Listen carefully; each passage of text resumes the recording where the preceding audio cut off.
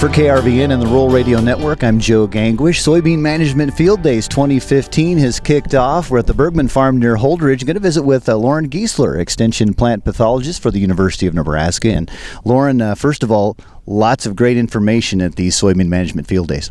Well, that's right, Joe. You know, these field days have been going on now for 17 years, and so there's a lot of information every year for our growers that they get, and it's a really first-hand interaction that we can have with a lot of soybean farmers, so it's always great to get out at these.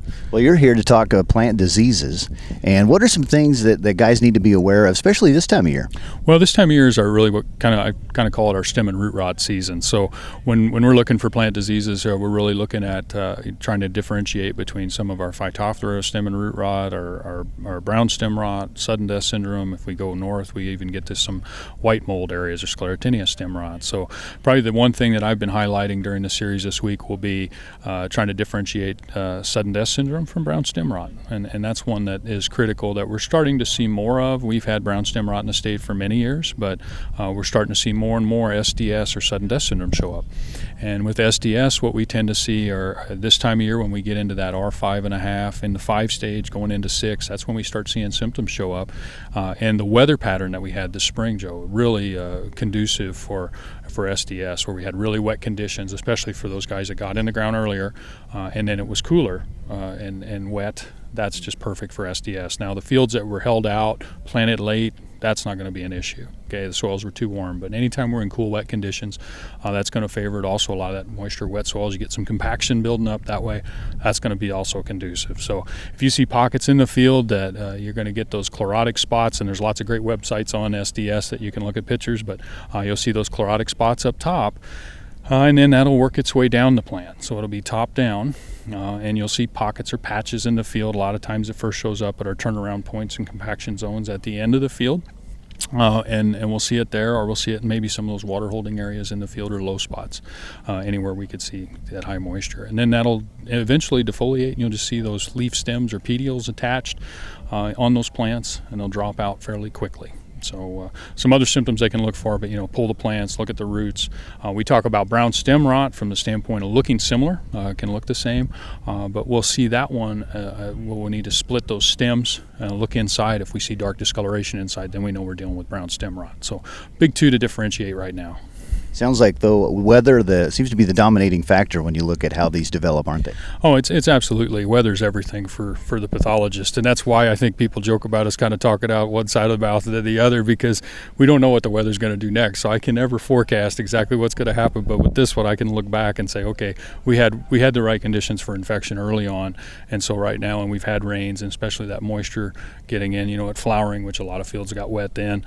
Those things add up to the possibility for a lot of SDS. So I expect to see it again, not something that I think all your listeners are going to have a major problem with SDS, and I'm not worried about it wiping the state soybean crop out by any means. It's not doing that at all. We're on the front side of it, but there are some guys that are having some significant problems with it, but it's still limited right now. So scouting is really important, scouting and documentation on that field, so you can use the right management tools in the future. That's going to be my next question. How critical is scouting, even getting out there when you may not look like you have a problem? Well, I think scouting is really important, primarily just to keep on top of things or what's going on. Now, for example, we got an entomologist at our stop's going to talk about aphids. We definitely want to be scouting for those because those change so quickly. A lot of our diseases this time of year, your scouting is not to decide an application in soybean. Now, corn's different. Corn, you're looking for southern rust right now, this part of the state. So, if you see that, then that's a treatment issue. But with soy, it's more of okay, I found it.